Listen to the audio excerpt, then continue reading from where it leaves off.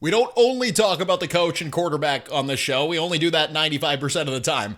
I want to talk about the defense, underrated stories on the Panthers defense for sure.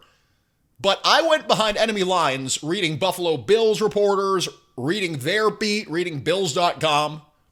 I almost caught a cold going on Bills.com. And they're doing some of the same stuff the Panthers are doing.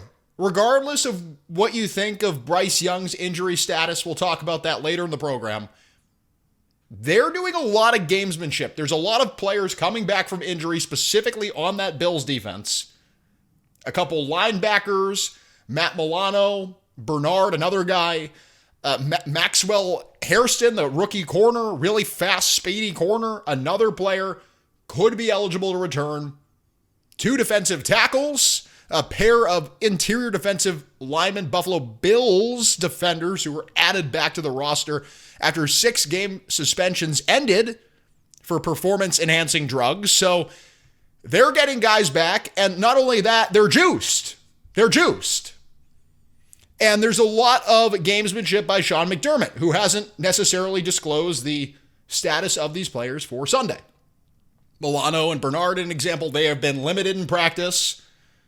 And McDermott, I believe, yesterday said that Larry, oh my gosh, this is one of those names, Ogunjobi and Michael Hoyt. Hoyt, is it? Another defensive end, former LA Rams guy, I believe an Evero guy, believe it or not.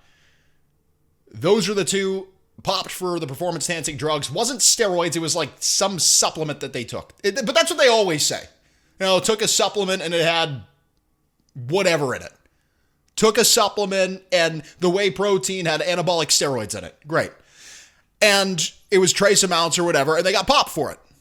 They got popped for it. So now they're back, they're juiced. The coach won't say whether or not they'll play.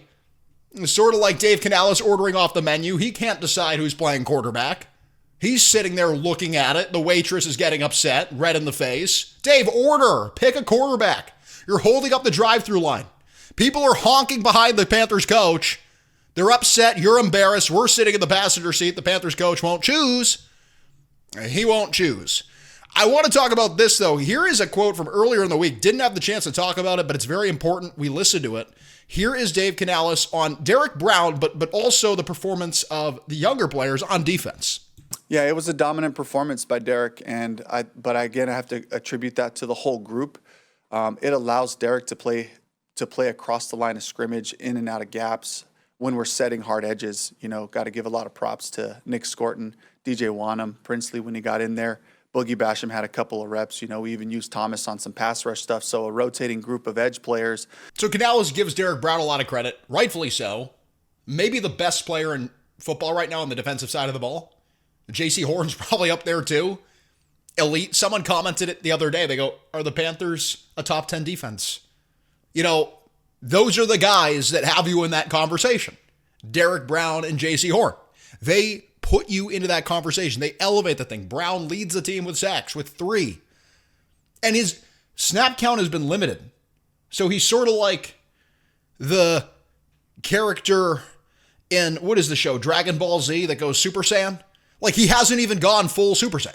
Like he's sort of just like doing that thing where he's like charging up power, and he hasn't even exploded into the full, you know, I don't really watch anime that much, but like the full version of the Super Saiyan. Like he's not going to start throwing all the offensive linemen off of him and start destroying the entire offense. He's only been able to destroy half of it so far. It's a good analogy. Like he hasn't even reached final evolution, final form. He hasn't even met final form yet. But the quote there, what sticks out to me is more about Nick Scourton, who had a big game. I pulled the numbers here. This is per True Media. Since 2016, single game rookie pressures in Panthers history. Number 1 on that list, Nick Scourton, his performance against the Jets. Again, didn't touch on this, but I wanted to. 6 pressures against New York. Derek Brown is second his rookie year in 2020. He had 5. I don't know who played the Panthers in that game. Burns had 5 as well. So Scourton exceeding with 1.5 sacks, 2 on the day against New York. A guy who's on the up and up. People are talking about, I want Nick Scourton's jersey. And I think Canales brings that up. He's asked again about Derek Brown's dominance. And he goes, oh no, like a lot of it is that we have Scourton and Umanmielen setting the edge. And he's not the only Panthers rookie who's been exceeding expectations. Mitchell Evans, he is the number 1 rated rookie through week 7, according to PFF. And I think Canales, he goes into Bank of America Stadium. He shows up to work. This past week, he's been showing up in his underwear. He walks into Tepper's office. He's just wearing his underwear, arms on his hips. He's taking credit. He's doing a little bit of a dance. And Canales, who has been integral to the personnel decisions, the roster decisions, sat at the table for Umanmielen, smiling ear to ear. That was one of his guys, just like it was Bryce Young's guys. Rico Dowdle, his guy. Some of the players from last year, even Ashawn Robinson, he calls out. Probably Evero's guy mostly, but still, a guy that you acquired while Dave Canales was here. And Dave Canales is sitting at the table with Dan Morgan. And I think a lot of it for Canales is, well, like maybe we didn't get all the quarterback production you wanted. And that hypothesis going into the season that Bryce Young would be truly elite would be week 18 of 2024 Bryce Young.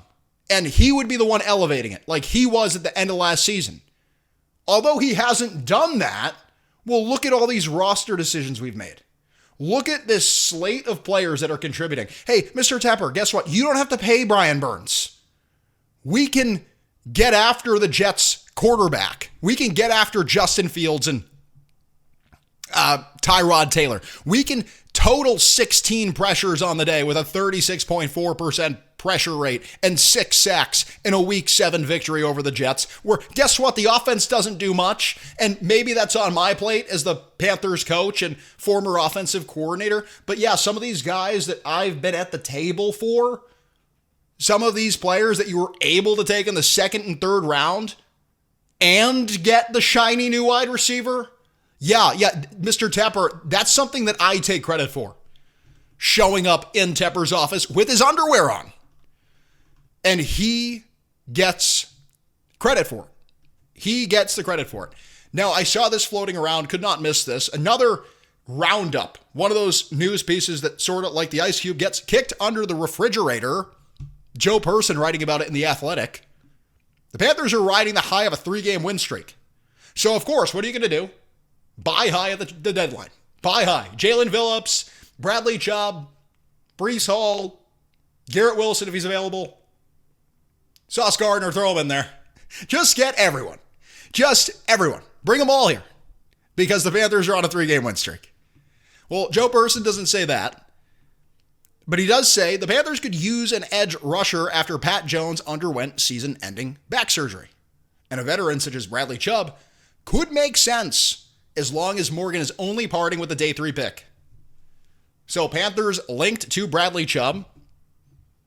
And Trizzy had the comment earlier this week, and it was such a good comment. I go, he should be a producer of the program because it was such a good comment. He remembered last week's content where I told you, like, this is a prove-it game. The New York game is a prove-it game for the pass rush. It's a great jump point.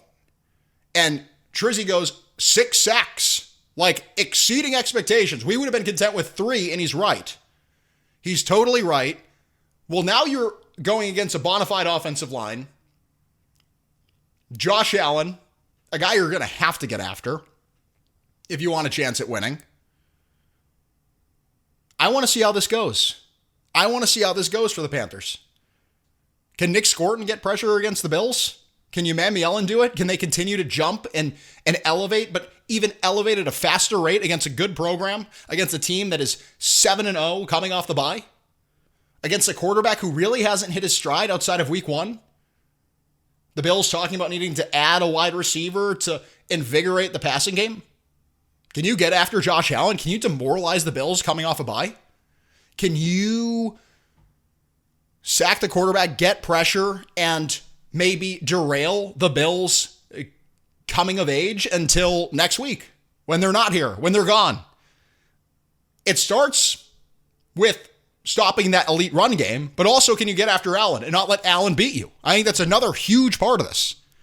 Can you just not let Josh Allen beat you? Much like the game against the Cowboys. Don't let Dak beat you. And you let Dak play really well. He made a case for his MVP campaign. At least he didn't derail it. But you didn't let him beat you. Yeah, he scored touchdowns. Yeah, he had the George Pickens connection all day going. But, like, it wasn't enough to win. It wasn't enough to win. And your quarterback did enough against a bad defense. Throwing the ball, 32nd ranked pass defense. Well, now you have the 32nd ranked rush defense with the Buffalo Bills. Now can the Panthers run the ball? I saw a lot of comments on this. A lot of comments talking about run the ball. Run it. Rico, run it. Give Chuba Hubbard some more time too. Coming off the calf injury. Give him more time. Now, can you run the ball on this team consistently, regardless of whether Andy Dalton or Bryce Young's in? Can you stop the Bills' run game and get pressure? This is going to be a good barometer. Joe Person taking it full circle now, linking the Panthers to Bradley Chubb. Well, do you want Bradley Chubb? If you're talking about a game where you don't get after Josh Allen and the pass rush is the problem, and you can only generate pressure against the Dolphins and the Jets consistently, two teams with abysmal offensive lines, and the Jets have an awful quarterback who didn't know what he was doing, Justin Fields specifically. There was one time where he thought it was a run, I swear. He ran into the offensive line and then ran backwards, and it was a sack. It was like the most unbelievable thing I've ever seen. But go and do what you did against the Jets against the Bills. Get after the quarterback. And then maybe you don't even need to think of a guy like Bradley Chubb, who will inherit cap charges. So the team that takes on Chubb or potentially trades for him would inherit cap charges of above $20 million in both 2026 and 2027. For perspective, per Sports Illustrated, only 9 edge rushers have cap hits north of $20 million this season. So a guy that you would have to pay a lot for, probably, unless you get Miami to eat some of the contract. Maybe you're talking about giving up a middle round pick. A day 3 pick is all Joe Person would give up. Probably, depending on the contract situation as well. So, food for thought. Food for thought. Now, I want to go into this. This is a clip of Brad Idzik talking about the game plan and how that changes with Andy Dalton and how comfortable Andy Dalton is with the Panthers offense. Here's a clip.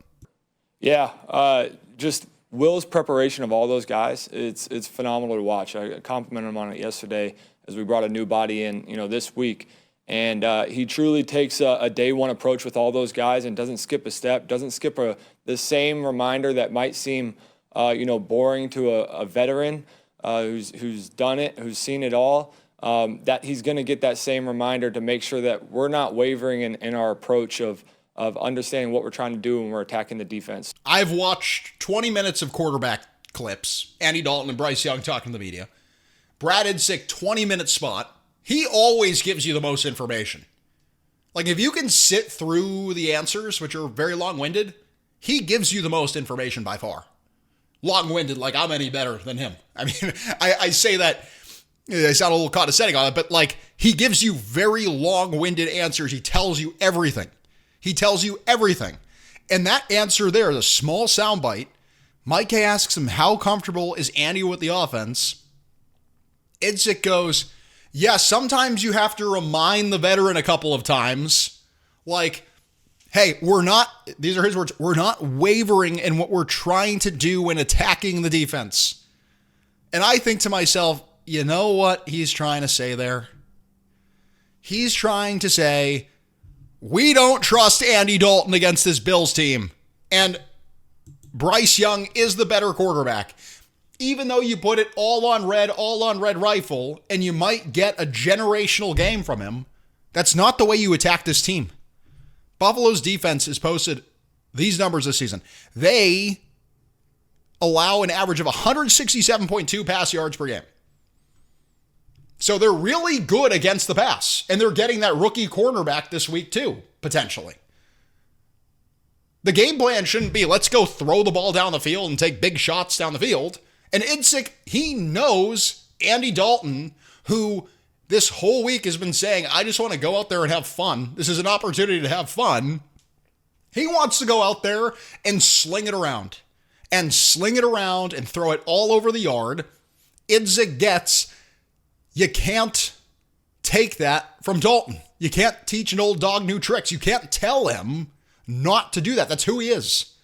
On 3rd and 5 at the end of the game, he wants to take Leggett one-on-one down the sideline. It worked for you. He throws it downfield. But he wants to do that all day and throw it all over the yard. They don't trust Dalton. That's why they want to play Bryce. And they think with Dalton, they could waver from what they want to do, which is run the ball and stop the run. Don't take risks. Keep the ball out of Josh Allen's hands. Don't let Josh Allen have a crazy game. Don't give them opportunities because you know they're going to be able to run the ball effectively. That's the other story too. It's like this Panthers run defense, which has been really resilient, a lot better than they were last year. They're going against the number 1 rushing attack. You can't give this team opportunities because they'll just take the ball and Allen can do enough as a passer. We get it. He's the MVP. And then they can run too. I'm interested to see if Brown and those edge rushers can continue to set the edge and Brown can get after it, eat double teams, literally eat those pancakes, and stop this Bills rushing attack. But it starts on offense. It starts with a quarterback who's not turning it over and is managing the game like Bryce Young would it do if he's healthy and ready to go. Would Andy Dalton turn the ball over? If he does, that would be bad for the Panthers defense for sure. For sure. You got to run the ball. Andy Dalton wants to have fun. He doesn't want to hand it to Rico Dowdle. He doesn't want to hand it to Chuba Hubbard. He doesn't care about 5.8 yards per carry. He wants to sling it and have fun. He doesn't care that the Bills defense gives up a league worst 5.8 yards per carry.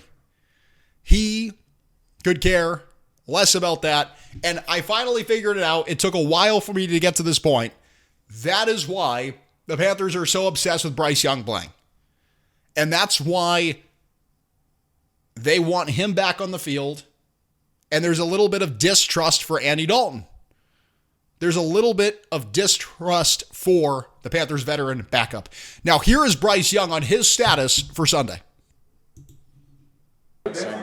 Yeah, I haven't. Again, we're just taking it day by day, so haven't really gotten that far yet. But again, if I can play, I want to play. I'll be out there again. I, of course, do what's best for the team, and I'm gonna make sure that I trust in the training staff. But if there's any way that I can, I always want to. Again, that's a competitor in me. What I get to do for a living is a blessing. It's an honor. I don't take it for granted. So if I'm able to, then I definitely want to. So this whole experience is like a lesson in psychology. Andy Dalton was supposed to face the media on Wednesday. They push it back to Thursday. Then on Thursday, they give you Bryce Young and Andy Dalton facing the media. They don't name the starter. Canales keeps saying Young is day-to-day. It's like Shutter Island. It's like that movie Shutter Island where like everyone on the island is faking it. They're all telling you something that's a lie. And then we're all Leonardo DiCaprio and we're like walking around and like we think this is real life. But it's all a ploy to cure us of our own disease. And that's what this is. It's like they have no problem convincing us that we're insane. We don't know who the starter is. They're going to keep saying whatever they need to say to protect that information. Is it that? Do they know who the starter is? Can I trust these people? I think they have to have some idea. Bryce Young's running around. And maybe, is he cutting? That's a big thing. Is he cutting? Is he able to put that ankle into the ground, move around in the pocket? He needs to move around in the pocket. He's elusive. That's how he plays. He's not like Big Ben. Can't just sit back there like a statue. The other thing is if he's not 100%, you probably don't want him out there. The rest of the season could be sacrificed for one game. Don't want to do that. Don't want to do that. Bryce Young clearly wants to play. If it were up to me, I would be out there. That's not exactly what he said, but if I can, I want to go. And he ascribes a lot of the decision to the training staff. Canales obviously wants Young out there. Young wants to be out there. So now it's the training staff's decision to make. It's a lot better than the 2 to 4 weeks ankle sprain they were reporting on Monday. It's a lot better than that. So that's the That's the good news. And yes, I think Andy Dalton can catch lightning in a bottle and give you a fun game, but I think against this team specifically, the Panthers, if they can go and do what they've been doing over the past few weeks, which is run the ball and stop the run, if you can get 200 yards from the running backs, or just rushing in general, against a Bills defense that gives up 5.8 yards per carry, and then on top of that, you can stop the Bills' run game, which is really good, which is really strong and good, but it's something you've had success doing. And Trevin Wallace is playing well. He continues to play well. This could be the worst thing that could happen.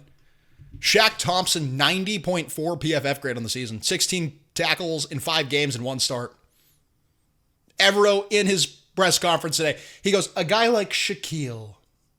He was asked about Mike White and what he brings to the Panthers locker room as someone who was a Buffalo Bill previously. Can he bring insider information?